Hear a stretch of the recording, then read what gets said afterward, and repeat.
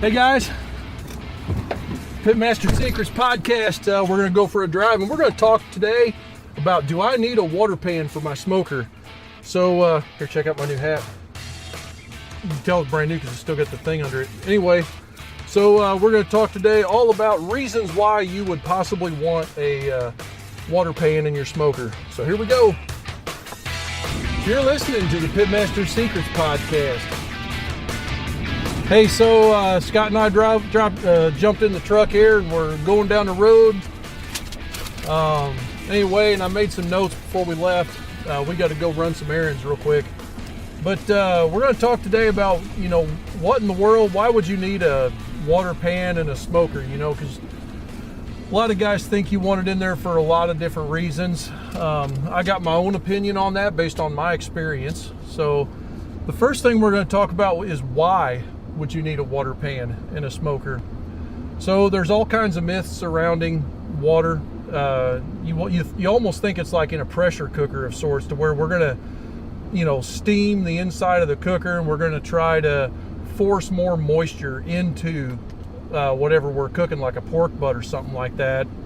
And I've never really heard anybody but me talk about this, but you guys might know a little bit more about it than me for all I know. But if you go out there on the old interwebs and you run across some guy that's talking about putting water in your thing, you almost never hear him say that they put water in there in order to force more moisture into what you're cooking. You actually do that during the brine process. So water doesn't really help if you're just looking to have, to keep moisture in your food. What it actually does is your food's rendering moisture and fat out of it while it's cooking.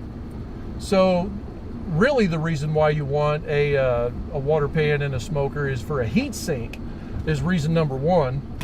Because what we're doing, usually you'll see those in like a vertical cooker of some kind, whether it's like, it's a wood-fired cooker that the fire is directly under the food where you're cooking. There'll be a giant water pan. Specifically, like a great example is the Myron Mixon series hog cookers, or a backwoods style vertical reverse flow. Your fire is directly below where you're cooking.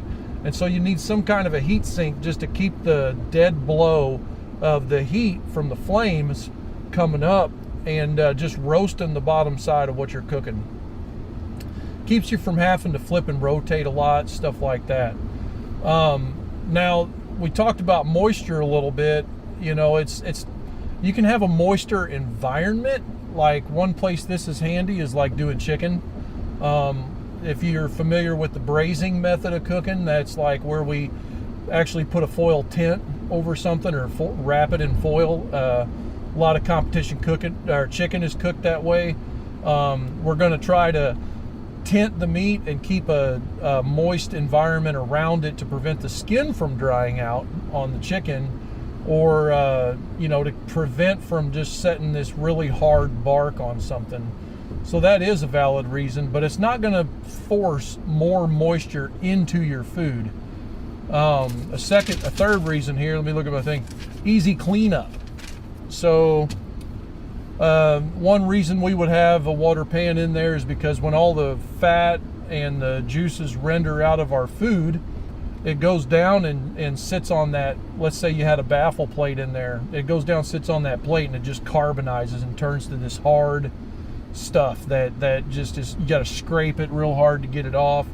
It also can put off like a carbonic taste of sorts, just like this bad flavor that you can get.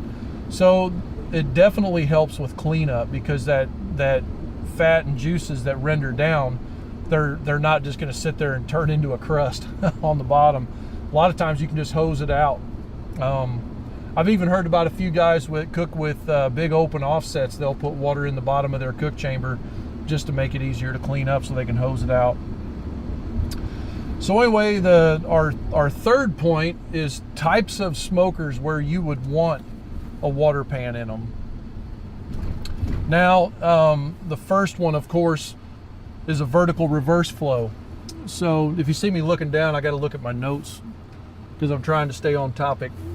Anyway, a vertical reverse flow smoker is, you know, better known as like a backwoods or a PitMaster vault, different cookers like that. And specifically what we're looking for there is a heat sink. So we have our fire directly below, the flames come up and hit that pan, and on some of them they've got a pitch in the bottom of their water pan, so everything's going to come up and go around and flow up to the top and then come back down. So we're using that as a heat sink in order to get an even cook chamber temp vertically inside the cook chamber, or at least a more even temperature. Another style is just like a vertical wood smoker. When you got wood on fire in a firebox, Meadow Creek makes one like this, where you're burning wood and charcoal in it, or in a scenario where we've got like a firebox on a stick burner with a warming cabinet right above it. We're burning a wood fire, which means we're going to have a lot more air mass moving, which means we're going to have a actual fire down there and a lot of BTUs at one point. So a lot of times we use a 1/4 inch piece of plate. We might even insulate, like double stack that plate and insulate, but you still got all that heat coming in from the very bottom. So having that water pan in there allows you to get control of vertically your temperature difference. It's just a big old heat sink once again. And then the final one that I would say would be more like a big hog cooker. Now I do know for a fact that you can have one heck of a grease fire in a hog cooker if you ain't careful. When your wood fire or charcoal fire is directly below the food, if you have nothing but grease and fat rendering down from a hog, especially if you've injected that hog with a lot of injection or something, you can actually get so much grease and stuff down there that you could have a flash fire. Once that fire is coming in direct contact with the bottom of that pan, when grease and fat gets above like 400 degrees, it can flash off 400, 420 degrees. And if that grease is the heat sink under like in a Myron mixing cooker, it could just get out of control. So the biggest reason I would say is as a heat sink, and you know, doubled up with like some moisture control inside the cooking environment. So our final point here we're going to talk about is using a water pan. So when we have a cooker where we're using a water pan, that lady just pulled out in front of me. When we have a cooker where we're using a water pan, there's a couple of things that you got to keep in mind. We want to have a dead even cook chamber temp like throughout our cook. We don't want to be going up and then down and up and down in temperature. This person's a really bad driver. Oh my gosh.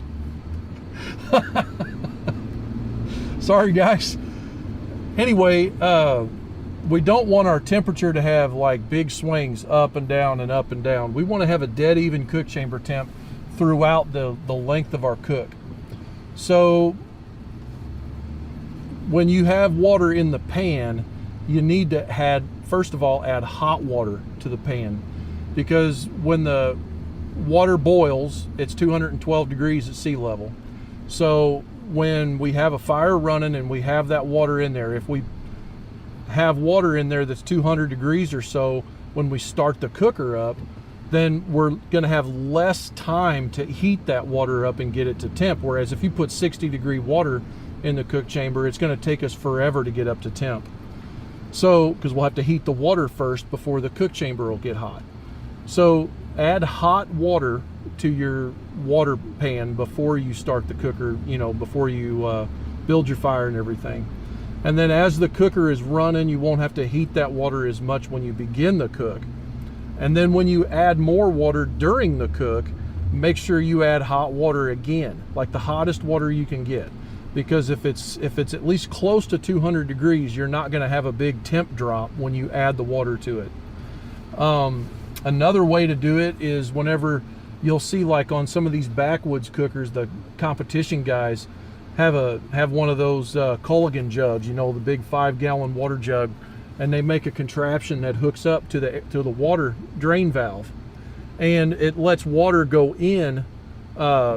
Basically, it's using gravity It's gravity feeding water to that pan, and you'll see a glug every once in a while. And it's just basically topping off that water pan just a little bit at a time, little bit at a time. Instead of adding, you know, a gallon of water to that water pan, it'll just glug a little bit at a time, and it'll prevent you from having that drop in temperature when you add water to it. Don't let it run out of water.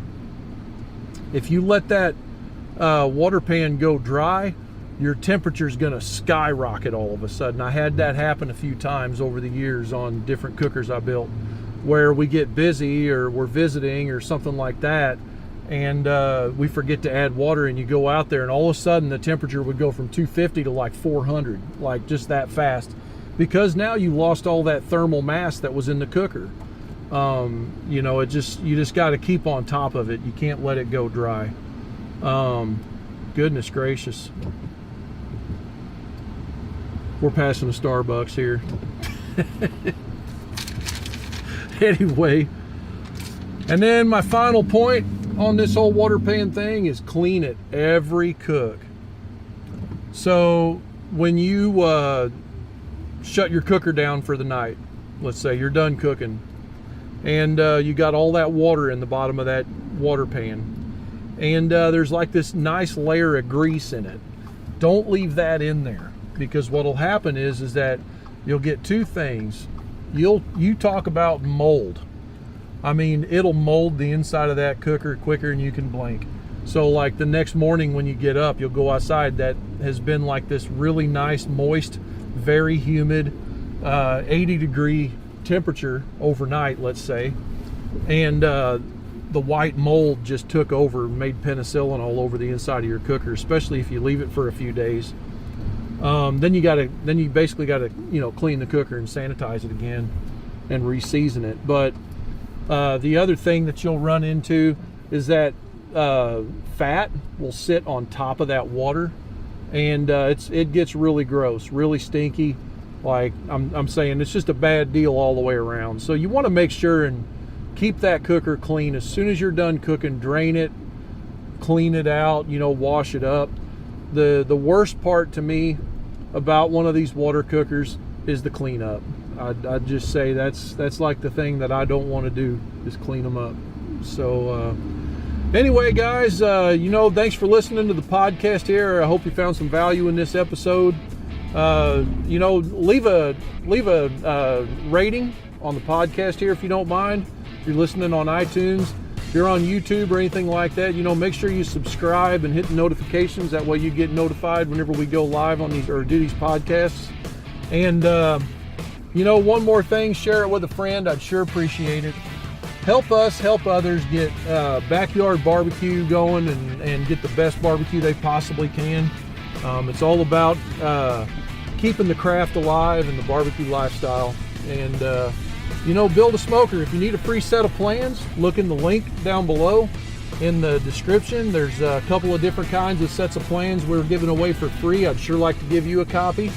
And anyway, till next time, we'll see you later.